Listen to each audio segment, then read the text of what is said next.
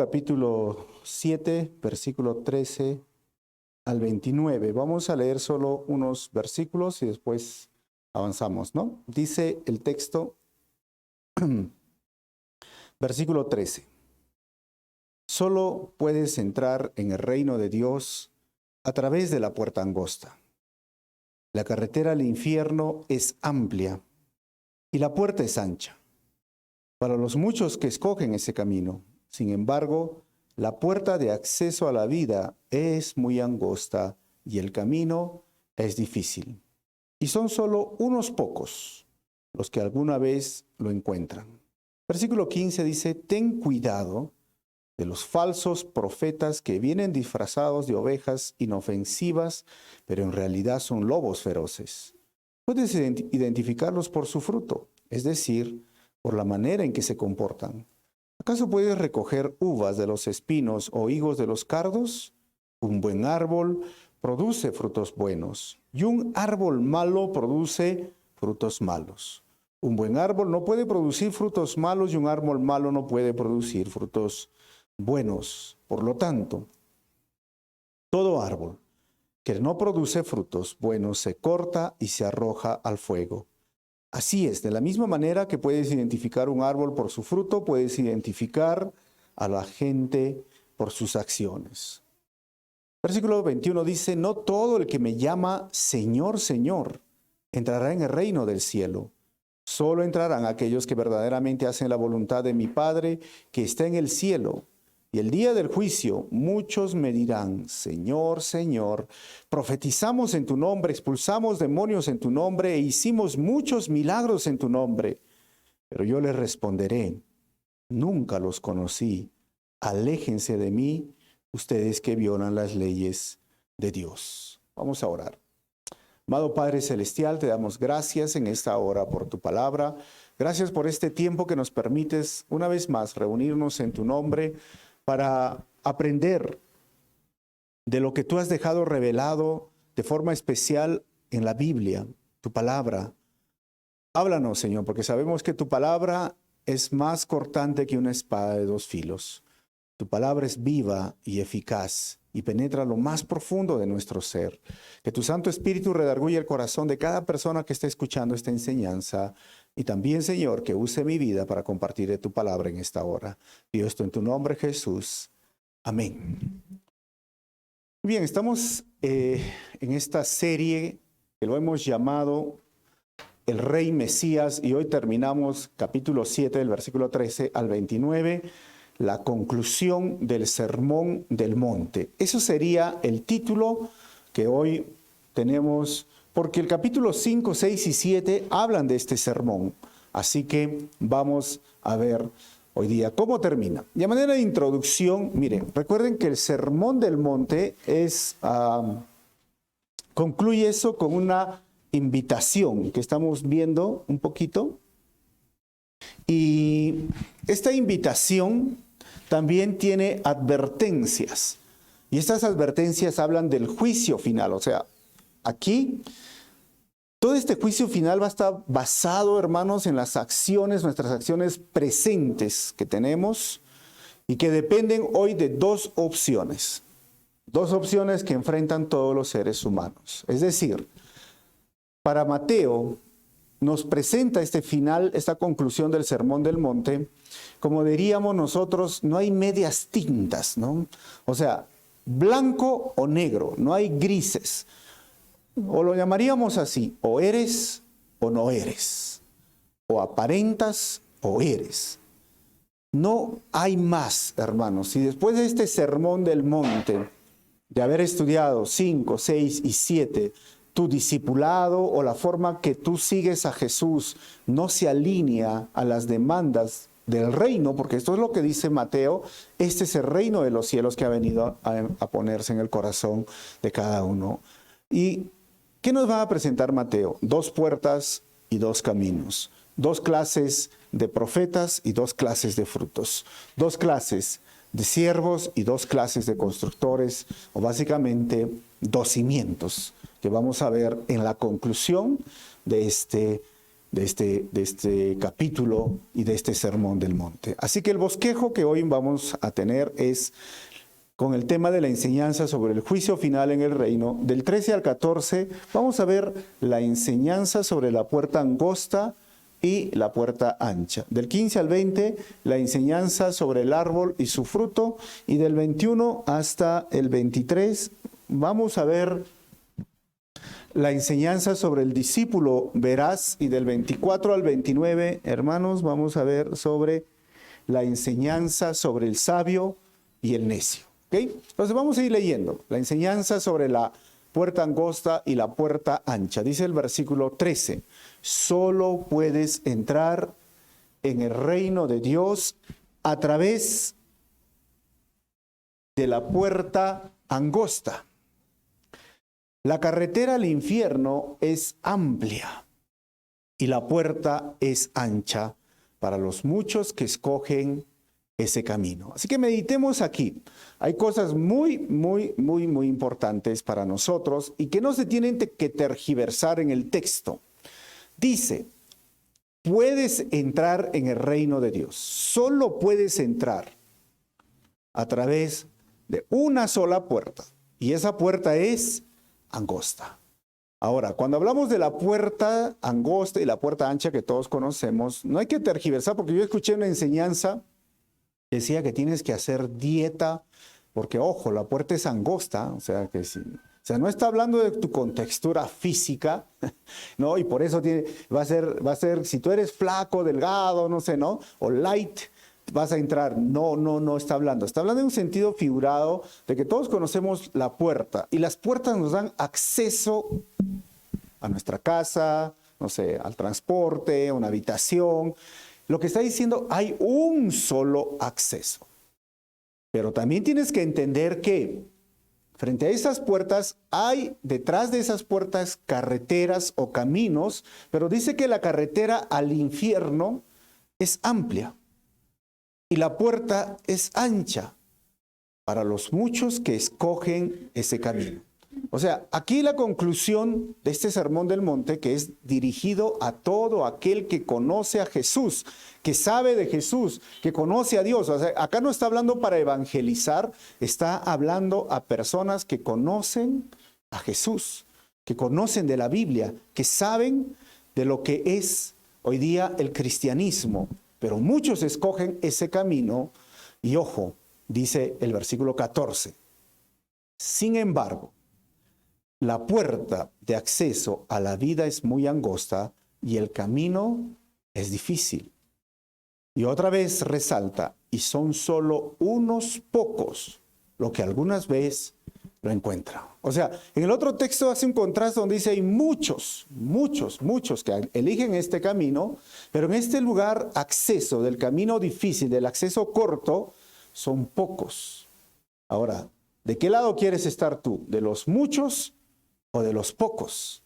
Y en esos muchos, en ese camino amplio, básicamente se te permite creer en Dios, se te permite celebrar, pues diríamos, Semana Santa, Navidad, pero también se te permite creer en la suerte, creer en la lectura de la carta, en el apu, en el, no sé, en el equeco, en el elefantito, ¿no? Que tiene su dinero, el gatito. ¿Han visto ese gatito que te jala la mano? Puedes creer en cualquier dios o dioses y se te permite creer en Dios, pero seguir viviendo en el pecado, ¿no? O sea, seguir embriagándote, seguir drogándote, seguir robando, o sea, mintiendo, porque al final es amplio, o sea, todo puedes hacer, no hay nada que no puedas hacer, todo se te permite. Y por eso que estas frases populares que hoy nosotros tenemos, ¿dónde estamos, hermanos? Miren, no importa la religión que uno siga, todos los caminos conducen a Dios. ¿Han escuchado esto, hermanos? Al final todas las religiones son buenas. ¿Es esto verdad? No es verdad. No lo es. Jesús nos está diciendo, ¿sabes? Hay una puerta ancha y esa puerta te está llevando a un camino y ese camino te lleva a la perdición eterna. pero también hay una puerta, y esa puerta es angosta, y ese camino te va a llevar a la presencia misma de Dios, donde esta puerta nos muestra a Jesús que Él quiere ser el Salvador. O sea, hay dos puertas. Una puerta que nos lleva al infierno y otra puerta que nos lleva al cielo. Dos cosas. Como les dije al principio, aquí no se va Jesús y tampoco Mateo presentando, es como, mira, probablemente te salves si es que tú no eres tan malo y si tú das tu ropa de repente en Navidad y si tú haces alguna actividad, un chocolatito, que no está mal, hermanos, pero esto no te asegura el cielo. Lo que te está diciendo es que tú tienes que ver que hay muchos que van por ese camino y hay pocos. Dos puertas que nos llevan, y me encantaba este cuadro cuando era yo adolescente, lo encontré, hermanos. No sé si se acuerdan ustedes. Dos puertas, dos caminos. Miren, este es el camino espacioso que van muchos y los lleva al infierno, pero este es el camino angosto que nos lleva al cielo. Pasamos por el tribunal de Cristo y vamos a pasar el milenio y toda la eternidad. Pero este camino espacioso nos lleva al infierno y derechito al lago de fuego. No hay opción, no hay acá que digas, mira, lo que pasa es que Señor no podía, lo sé, ¿no? O sea, cada día tú tienes que tomar decisiones. La decisión correcta o la decisión incorrecta. Y la decisión correcta es que te diga, ojo, Jesús quiere ser tu Señor. Si lo ponemos así, hace un momento a la puerta lo puse Jesús el Salvador, porque justamente es lo que dice con esta expresión, hay una puerta. Y esa puerta, si tú ves, yo lo llamaría, para términos prácticos, es cuando tú dices, yo quiero conocer a Jesucristo como mi Salvador. Levanta la mano. ¿Quieres levantar tu mano? ¿Quieres tomar tu decisión? Amén. Has conocido la puerta. Y es como yo llego a la casa, a mi casa, y abro la puerta. Diría que he ingresado a mi casa, estoy en mi casa, o simplemente he visto mi casa. ¿Me entienden más o menos lo que quiere decir Jesús? Lo que quiere decir Señor es que muchos a veces ven la puerta, pero no quieren seguir ese camino angosto. Y ese camino angosto significa que tú tienes que tomar la decisión que también sea tu Señor. No solo tu Salvador, sino tu Señor. Y cuando hablamos que sea tu Señor, es que Él dicta las normas. Él te dice cómo debes de vivir en tu familia, cómo debes tratar a tu cónyuge, cómo debes de ser hijo, cómo debes de ser padre, cómo debes de ser su discípulo, cómo debes de vivir conforme a sus normas. A eso se refiere, es difícil, es angosto. No está diciendo que es imposible, sino que es difícil porque choca contra nuestra naturaleza pecaminosa, con nuestro orgullo, con nuestra forma de que lo que se llama carne que se ha acostumbrado a vivir. Y entonces es, o sea, ¿tengo que dejar de mentir? Sí, pero ¿cómo voy a dejar de mentir si yo vivo en mentiras? ¿Me entienden? Choca con lo que somos. Por eso ese es el momento de la decisión que tú tienes que tomar, decirle Jesús, bueno, voy a hacer como tú lo dices. Hermanos, lo que nos está diciendo el Señor, que existen solo dos caminos en que uno puede caminar. Uno conduce a la vida eterna y el otro conduce a la perdición eterna. Ahora, dos caminos. No hay tres caminos. O sea, algunos miren esta parte gris y la parte más clara. Y algunos dirán, pero ¿sabe qué? Es que yo tampoco quiero ir a ese lado tan claro con Dios, no como dice el camino angosto, porque lo que está diciendo acá Jesús es que si tú vas por este camino, tienes que aceptar las demandas del discipulado, tienes que tener un compromiso real con el Señor, tienes que renunciar a ti mismo, hasta va a haber persecución, porque eso es lo que pasó en el tiempo de Mateo, y tienes que salir adelante frente a la tentación, o quizás vas a enfrentar la muerte, porque después de que se escribió Mateo, vino una de las primeras persecuciones bajo Nerón y mató muchos cristianos. Entonces muchas personas dirían, pero ya eso es extremo, ¿no? Eso es como ya demasiado religioso. Yo no quiero ser un religioso ni extremista. Entonces, estás en el lado oscuro. Ese lado oscuro, ese camino oscuro, el camino ancho. Tampoco estoy ahí, pastor, porque yo no soy un, no sé, ¿no? Violador, mujeriego, no estoy ahí, ¿no? En la cárcel o borracho, narco. Tampoco quiero estar ahí. Entonces, ¿dónde quieres estar? No sé, ¿no hay tercera opción? La mala noticia es que no hay tercera opción. Lo que dice Jesús, hay dos caminos. Y si tú dices, mira, es que yo todavía para comprometerme, no sé, tengo que pensarlo. La noticia para ti hoy es que no estás en el camino que te lleva a la vida eterna. Estás en el camino ancho que te lleva a la condenación eterna. Jesús dijo, miren, hay dos caminos.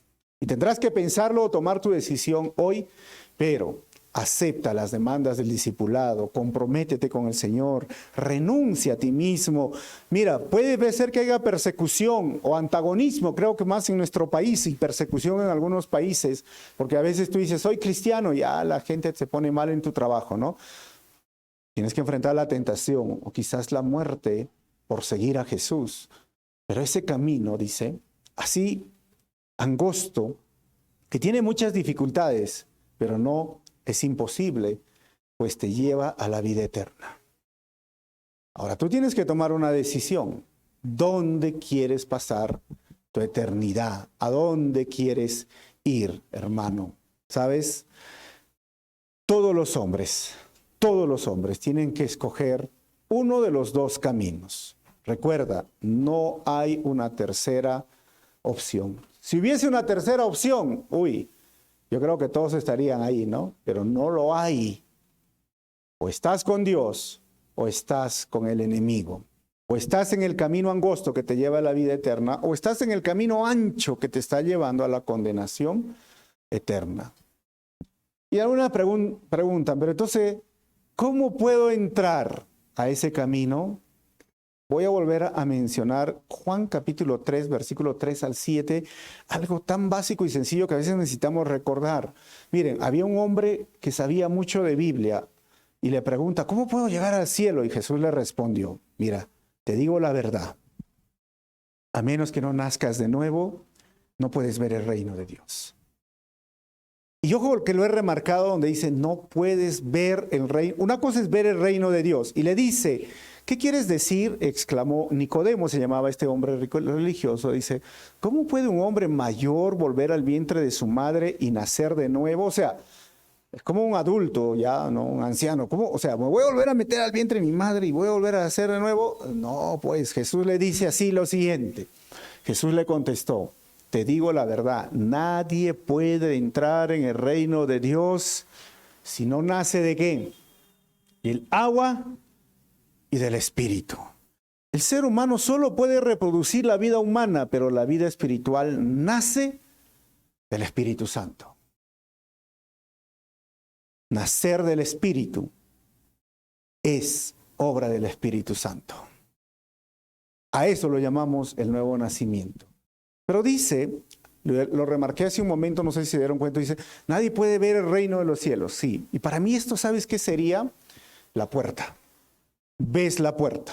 Hoy día tú ves esas dos puertas que te conducen a la vida eterna o a la condenación eterna.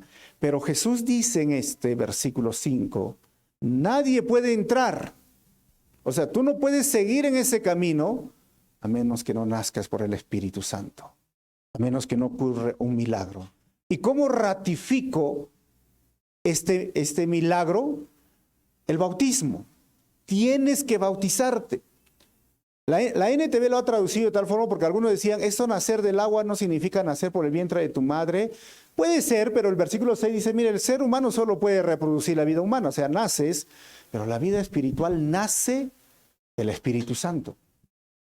Y dice el versículo 7, así que no te sorprendas cuando te digo, tienen que nacer de nuevo. Tienes que nacer de nuevo. ¿Y qué significa nacer de nuevo? Entonces significa que yo levanto la mano y digo, yo acepto a Jesús como mi Señor y Salvador. Sí, pero todavía. Yo siempre les digo, ¿no? El ya, pero todavía.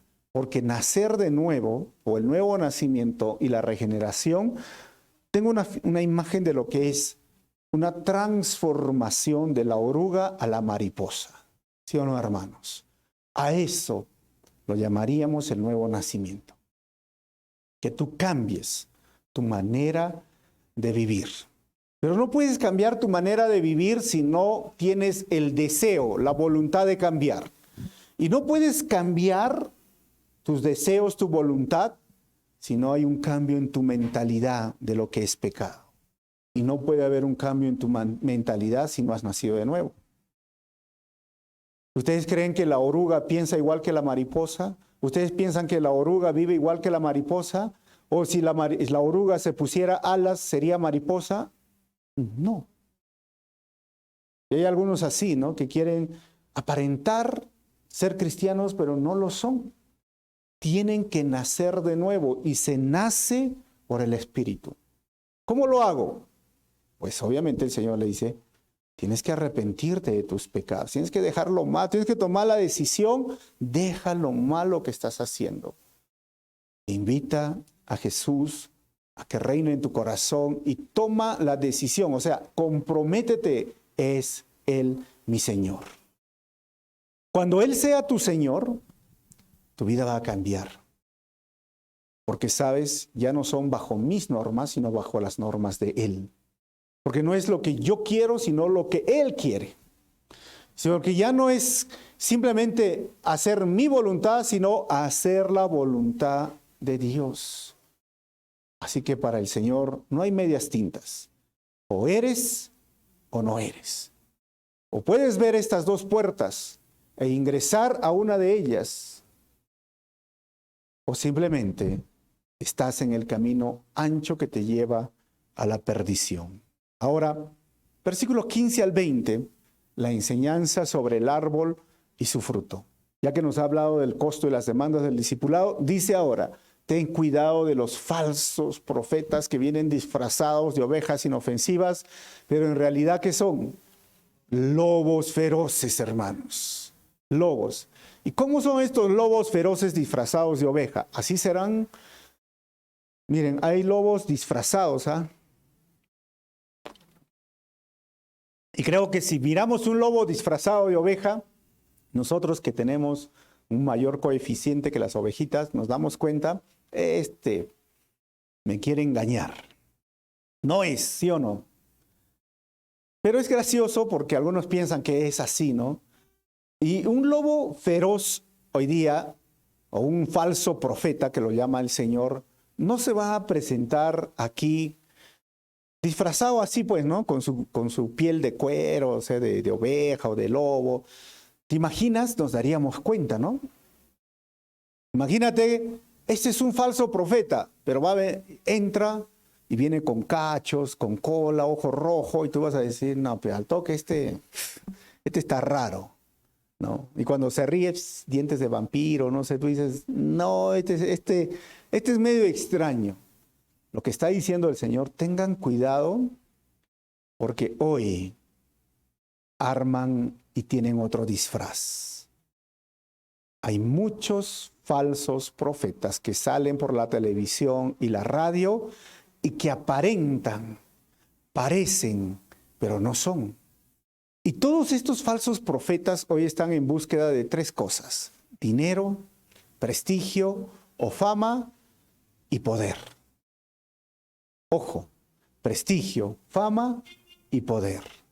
Y estos falsos profetas, en lugar de exaltar a Dios, ¿sabes? En sus enseñanzas, ellos disminuyen a Cristo y se glorifican a sí mismos.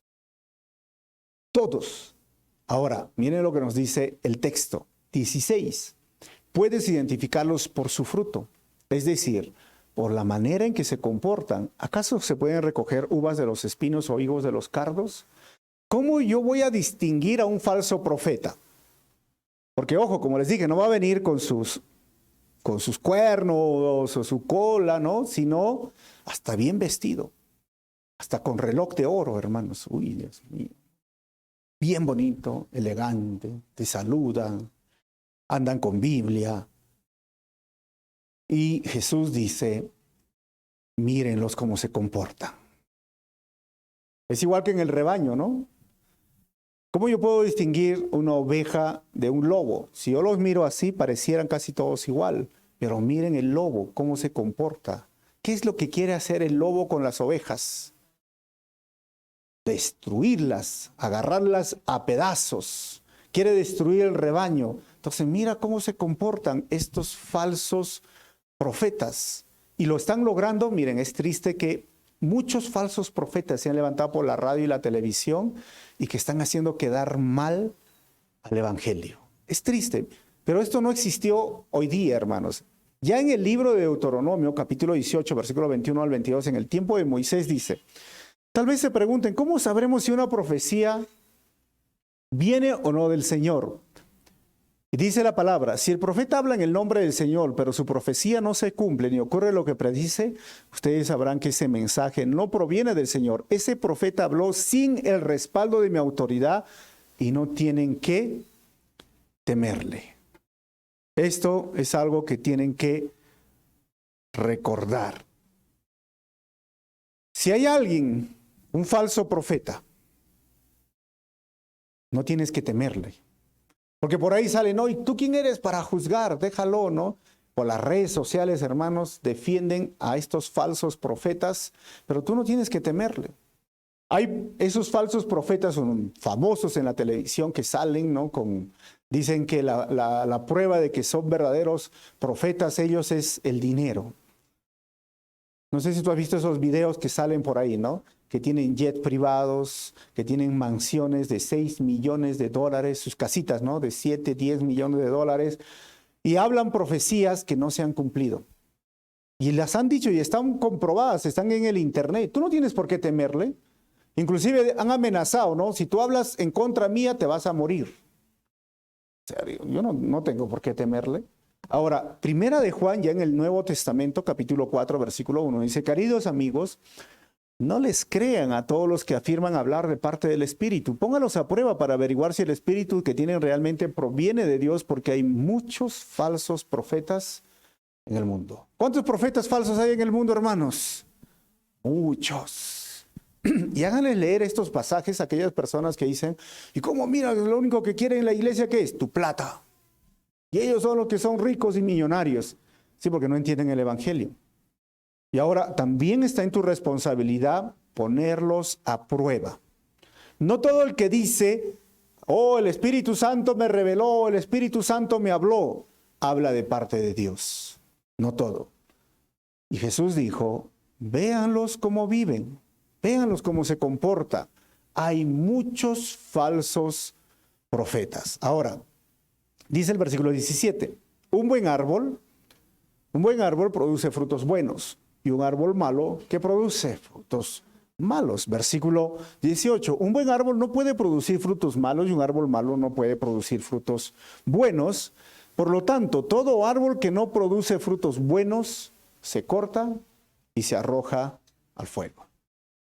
Entonces, no solo son sus acciones, sino los frutos que producen. Y estos falsos profetas, hermanos, el fruto que están produciendo es poner en ridículo el nombre del Señor. Es poner en vergüenza la iglesia que el Señor dio su vida por su iglesia. Y no son frutos buenos, no lo son. La pregunta teológica será acá. Entonces, pastor, ¿estos falsos profetas son salvos? ¿Van a ir al cielo? Mi respuesta bíblica es no son salvos, no van a ir al cielo. Al contrario, un día van a ser cortados, cegados, va a venir a cosechar el Señor y dice, van a ser arrojados ¿a dónde? Al fuego. Y entonces surge otra pregunta, pero pastor, hablan en el nombre de Dios, enseñan la Biblia, hasta hay milagros que suceden. Y vamos a ver la respuesta de Jesús en los siguientes versículos a esa pregunta. Pero ojo, el cristiano, el pastor, el profeta, será conocido por sus frutos, no por su oratoria, que gritan, porque hay pastores que gritan hasta que la baba le sale acá, ¿no? ¡Ah! Y se quedan roncos y dicen, ¡ay, hay unción! No hay unción, hermanos. Mira el fruto. ¿Qué están haciendo? Versículo 20, así es, de la misma manera que puedes identificar a un árbol por su fruto, ahora puedes identificar a la gente por sus acciones. Jesús se va primero a los profetas, a los que están enseñando, a estos maestros falsos profetas, pero ahora se va a los discípulos. Si Dios ya va a juzgar, estamos hablando del discipulado y la conclusión del juicio final, a estos falsos profetas, a ti, discípulo, también te va a juzgar. ¿Qué fruto tú estás dando? Yo me voy a someter al fruto que dice el Señor como pastor de la iglesia, y un día van a cosechar y van a decir, a ver, ¿dónde está tu fruto? Listo. Pero ahora les toca a ustedes que son discípulos, que son ovejas, que están siguiendo al Señor. Yo te pregunto, ¿qué fruto estás dando ahora? ¿Qué acciones puedes decir hoy si el Señor viniera y te dijera, a ver, ¿por qué te voy a dejar entrar al reino de los cielos? Ah, Señor, es que yo vine a la iglesia todos los domingos. Y va a revisar en la Biblia, eso no es un fruto. Ah, es que yo, Señor, di chocolate el domingo, en la Navidad. Ah, tampoco es un fruto. Señor, yo dejé de comer carne el día viernes de Semana Santa. Y más mira en la Biblia, ¿qué te va a decir? Tampoco es un fruto. La Biblia habla de los frutos claramente, y uno de los frutos, ¿sabes cuál es? El amor. Amas a las personas con ese amor ágape y aún a tus enemigos, amas su obra. El amor es un fruto. El otro tiene que ver con ofrecer frutos de labios que confiesen su nombre con la alabanza. ¿Cómo está tu tiempo de alabanza? ¿Vienes a la iglesia para alabar a Dios en comunidad? Ah, es que no puedo a la hora. Bueno, pero entonces lo estás haciendo a diario, porque alabar a Dios es exaltar su nombre a diario. O a veces en tu radio hay más canciones de los Bee Gees, ¿no? Del Grupo 5, de la salsa, de la chicha, que no glorifican a Dios. Ese es el fruto. ¿Cómo están las personas que tú has compartido el evangelio y los has discipulado? Porque Pablo dice, eso es un fruto. Almas ganadas, no solamente que hayan dicho, ya yo quiero seguir a Cristo, sino que tú hayas discipulado. Ese es otro fruto. Y otro fruto es ayudar al más necesitado, al pobre. ¿Y sabes cuál es el otro fruto que encuentras en la Biblia? El dar de tus ofrendas, de tus diezmos, o de la 10ª parte. Porque las iglesias de Macedonia decían, hemos dado una ofrenda para ayudar a la otra iglesia. Decía Pablo, yo voy a recoger ese fruto. Y miren que el fruto es algo natural. Cuando pensamos en fruto, yo pienso, ¿sabes qué? No sé si tú una vez has tenido una canasta llena de frutas. ¿A qué huele? Tiene un olor agradable, ¿sí o no? Rico. Y si del árbol la fruta es natural. Pero las obras son como estar en un taller, no sé, de soldadura, de mecánica, ¿no? ¿A qué huele esos talleres? ¿Quieres estar en esos talleres? No mucho tiempo, ¿no? Pero las buenas acciones de las personas son esos frutos. Y ojo, el cristiano va a ser conocido por sus frutos, no por sus dones. Está bien hacer, como le digo, hermano, no estoy en contra del chocolate o lo que hagas, cosas así, pero no es la forma completa, sincera. Ahora, Lucas capítulo 6, versículo 45 dice, una persona buena produce cosas buenas del tesoro de su buen corazón, y una persona mala produce cosas malas del tesoro de su mal corazón. Lo que uno dice brota lo que hay en el corazón. O sea, para Jesús, ¿eres o no eres árbol bueno? Porque no puede haber esa contradicción de un árbol bueno va a producir fruto malo. Entonces, ¿cómo lo eres? Por tus frutos, por tus acciones. ¿Y sabes por qué más? Por tus palabras, por la forma en que hablas, por la forma en que tratas, por la forma en que te diriges a los demás. Y exclusivamente, hermanos, lo que nos dice acá, ¿quieres conocer a un falso maestro o profeta? Déjalo hablar y observa su manera de vivir. Déjalo hablar, escúchalo y observa su manera de vivir. Versículo 21 al 23. la enseñanza ahora sobre el discípulo veraz. Dice ahora, no todo el que me llama Señor, Señor, entrará en el reino de los cielos. Solo entrarán, miren, solo entrarán, como le dijo a Timoteo, solo entrarán aquellos que verdaderamente hacen la voluntad de mi Padre que está en el cielo. Si usted me pregunta, ¿de dónde saca eso, pastor? ¿No? Del chocolate. No. Jesús dijo, no todos entrarán. O sea, son personas que sabían quién era Jesús, que saben quién es Dios, que conocen la Biblia y le dicen, Señor, gracias por el pan de cada día. Señor, gracias por el almuerzo, Señor. Entonces, para el Señor dice, no todo el que me dice Señor, Señor. Ahora, cuando Jesús dice el Señor, Señor, tenemos que entender un poco. Los rabinos decían que repetir 2 veces un nombre demostraba afecto. Lo puedes ver en Génesis 22:11, donde hablan Abraham, Abraham siempre, ¿no? Pero en este momento la palabra Señor venía del griego kurios, pero este griego kurios estaba usado de distintas maneras en el primer siglo. 4 formas: primero Señor, segundo maestro, tercero dueño y cuarto el marido. Pero cuando se refiere acá Señor, Señor, está hablando de lo que realmente es, lo más alto, Señor, kurios. No el marido, por si acaso, ¿no? Pero puede tener estas connotaciones. Ahora, Jesús en este versículo nos muestra que está más interesado en nuestro andar que en nuestro hablar. Jesús está interesado en lo que creemos y hacemos. Ojo, hermanos, no solo es hablar. Ahora, dice el versículo 22, el día del juicio, muchos me dirán, pero Señor, Señor, ¿recuerdan? Profetizamos en tu nombre, expulsamos demonios en tu nombre, hicimos muchos milagros en tu nombre. Pero yo le responderé, nunca los conocí. Aléjense de mí, ustedes que violan las leyes de Dios. Hermanos, ahí está la respuesta a la pregunta anterior. Pero ¿cómo puede decir que estos falsos profetas o maestros que salen en la televisión no son salvos? Porque ellos hablan en nombre de Dios. Ellos he visto sus campañas, llenan estadios y hacen oraciones y hay milagros. Tienen profecías, hasta hay exorcismo. Y ahí está la respuesta. Yo les responderé, nunca los conocí. Nunca. Aléjense de mí ustedes. ¿Por qué? Porque violan las leyes de Dios. ¿Cuál de esos 3 milagros te impactan más? O de esas 3, diríamos, acciones sobrenaturales. ¿Has visto milagros suceder? ¿Has visto exorcismos, hermano? Se revuelca y liberado en el nombre de Jesús.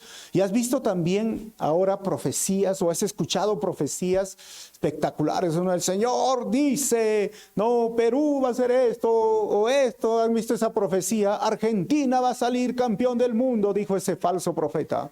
¿Y qué pasó con Argentina? Lo eliminaron, creo, en la primera instancia, ¿alguno? ¿Se acuerdan o no? Una mujer va a ser profeta en Ecuador. Falso profeta, no fue una mujer, fue un hombre. Tantas profecías y profecías. Y algunos se quedan, Para los solteros sus profecías, ¿no? Dios tiene una suegra para ti este año. Y los solteros se quedan, wow, yo quiero eso. Y milagros suceder. Pero ¿sabes qué, hermano? Lo que nos dice Jesús aquí es claro. Las profecías, exorcismos o los milagros no son una señal inmediata del obrar de Dios. No lo son. Porque muchos se sorprenden, pero entonces lo que está diciendo, tenga cuidado, ¿no, pastor? Porque lo que está diciendo ellos están hablando en el nombre de Jesús. ¿Y sabes qué? Y están haciendo milagros, y están haciendo, miren, en el tiempo del faraón, ¿se acuerdan que los magos hicieron milagros? Y en 2 Tesalonicenses 2, 9 al 10 dice, hablando de lo que estamos viviendo, ese hombre vendrá a hacer la obra de Satanás. ¿Con qué va a venir a hacer la obra de Satanás? Con poder, con señales y milagros falsos. Y el versículo 10 dice, se valdrá de toda clase de mentiras malignas para engañar a los que van rumbo a la destrucción, porque se niegan a amar y aceptar la verdad que los salvaría. O sea, milagros, señales, no es inmediatamente el obrar de Dios. Por eso si hay personas que te preguntan, pero yo lo llevé a la virgencita y lo sanó. ¿Y quién dice que un milagro es obra de Dios? Satanás también hace milagros. Usted dice, no, pastor, pero están hablando en el nombre de Dios. Rápidamente te voy a mostrar que diga, del Antiguo Testamento, personas que fueron parte del pueblo de Dios, pero que murieron sin ser salvos. Coré, Números 16, los hijos de Elí eran sacerdotes, oficiaban en el tabernáculo y murieron sin ser salvos. Saúl, ahí está, a mí no fue salvo. Los falsos profetas, ejemplos de Deuteronomio 13, Jeremías 28 y Ezequiel en el capítulo 13, del 1 al 7. Pueden estudiarlos, esto queda grabado, y la hora nos gana. En el Nuevo Testamento, el claro ejemplo, Judas. Judas tuvo 2 envíos por el Señor, entre los 12 y los 70. Y todos ellos regresaron y dijeron, Señor, en tu nombre hicimos milagros. En tu nombre las personas fueron sanadas. En tu nombre los demonios salieron, fueron expulsados. En tu nombre, usando el nombre de Jesús. Judas, ¿y fue salvo? No fue salvo. Terminó negando al Señor. Ahora, miren la lista. Simón el mago, hasta se bautizó. ¿Se acuerdan o no, hermanos? Aquellos de los cuales habla en Mateo. Aquellos de los cuales habla en Mateo 13. Los judíos de Juan, Alejandro y Meneo, aquellos de Timoteo 6:1, Himeneo y Fileto, Demas, aparentes creyentes que hay de hebreos que conocieron la luz, fueron iluminados, pero no lo son, falsos maestros, anticristo. O sea, todos ellos escucharon a Jesús. Todos ellos profesaron acerca de su fe en Jesús. Fueron parte del equipo de Pablo. Vieron los milagros de Pablo, participaron en los viajes de Pablo, pero se fueron, dejaron a Jesucristo. Entonces, ¿ellos perdieron la salvación? No, nunca fueron salvos, hermanos, nunca. Pero hablaron en el nombre de Jesús, sí, hay muchos que hablan en el nombre de Jesús, pero hicieron milagros, sí, Judas también hizo milagros. Así que para Jesús es esto, o eres o no eres. No hay medias tintas. No hay medias tintas. O eres alguien que obedece sus mandamientos y entras al reino de los cielos, o eres alguien que desobedece, vives como te da la gana, vives bajo tus reglas, pero conoces al Señor. ¿Y a dónde te vas? Derechito a la condenación eterna. Vamos a terminar, 24 al 29, la enseñanza sobre el sabio y el necio. Dice, todo el que escucha ahora lo refuerza y lo remata, dice el Señor, todo el que escucha mi enseñanza y la sigue, ¿qué es? Sabio, como la persona que construye su casa sobre una roca sólida. Y eso de escuchar viene del Deuteronomio 6:1, del Shema, que es oír para actuar, porque el cristianismo involucra, hermanos, conocimiento de la verdad, Jesucristo. Respuesta personal, me arrepiento y tengo fe. Y tercero, un estilo de vida, de servicio en relación a esa verdad. O sea, tú no puedes decir, es que yo levanté mi mano y soy salvo. No, ese es el principio, porque tienes que vivir, tienes que caminar, tienes que transitar en esa senda, en ese camino que es Cristo, que es difícil, porque andas bajo las normas de Dios. Ahora, versículo 25, aunque llueva a cántaros y suban las aguas de la inundación y los vientos golpeen contra esa casa, no se vendrá abajo porque está construido sobre un lecho de roca. Ahora nos habla 2 constructores, 2 personas, 2 cimientos. O sea, Jesús es así, 2, no hay tercera. Pero dice que si tú obedeces, o sea, escuchas y obedeces las enseñanzas del Señor, eres sabio. Y si tú eres sabio, tu fundamento, tu cimiento está sobre la roca. Pero hay algo que está diciendo Jesús, que muchas veces no entienden esto cuando hablamos del compromiso y las demandas del discipulado. Te promete que si estás en esta acción, van a llover cántaros, va a venir agua, va a venir vientos que van a golpear tu casa, tu familia, tu persona, tu fe, tus creencias. O sea, Jesús no dice, tú crees en mí, tú tienes fe, vas a ser mi discípulo, sabes, yo te voy a librar de los vientos. No va a haber nada de agua, de inundación que te va a caer. No, te está asegurando que va a venir adversidad y a ellos persecución. Pero tu fe no se vendrá abajo. Pero tu familia no se vendrá abajo, ¿sabes? Porque tu fe está construida en un lecho de roca. Hermanos, la persecución y la adversidad son la norma del verdadero discipulado. La excepción es no sufrir persecución y adversidad. Si hoy no sufres persecución y no hay adversidad, bueno, es la excepción. Pero si estás pasando adversidad o estás pasando persecución o antagonismo, es porque eres verdadero discípulo. Ahora, dice el versículo 26, sin embargo, el que oye mi enseñanza y no la obedece, ¿qué es? Necio. Es como la persona que construye una casa sobre la arena. ¿Tú construirías tu casa sin cimientos? Bueno, no, pues no. Pero ojo, es el que escucha y no la obedece. Y ahí Jesús nos dice algo muy importante, que escuchar sermones es una labor peligrosa si uno no las pone en práctica. Es como predicarlos y no practicarlos. Es peligroso. Ahora dice el versículo 27, cuando vengan las lluvias y lleguen las inundaciones y los vientos golpeen contra esa casa, se derrumbará con un gran estruendo. O sea, si tú escuchas y no obedeces, Jesús te llama necio. Y eres tan necio como querer construir tu casa sobre la arena, porque va a venir la adversidad, va a venir los problemas y te vas a derrumbar. O sea, hermanos, solo a través de la persecución y la adversidad se revela el verdadero carácter del supuesto creyente. Por eso te digo, no fueron salvos. No lo fueron. Vino la adversidad. Vino la prueba, vino el momento difícil y en lugar de mantenerse firmes y sólidos, se derrumbaron y dijeron, mejor estoy en el mundo. Versículo 28. Cuando Jesús terminó de decir esas cosas, las multitudes quedaron asombrados de su enseñanza porque lo hacía con verdadera autoridad, algo completamente diferente de lo que hacían los maestros de la ley religiosa. Vamos a terminar con 4 conclusiones. Primero, solo hay 2 opciones para la eternidad. Una de ellas te lleva a la condenación eterna y la otra, la vida eterna. No hay tercera opción. Grábatelo muy bien. Número 2, el falso maestro está interesado en obtener poder, fama y riqueza que en dar gloria a Dios con su estilo de vida. Está más interesado en eso. Y número 3, muchos pueden hablar de Jesús, pero no actúan como Jesús. Por eso Jesús no los conoce como sus hijos. El día del juicio les dirá, no te conozco.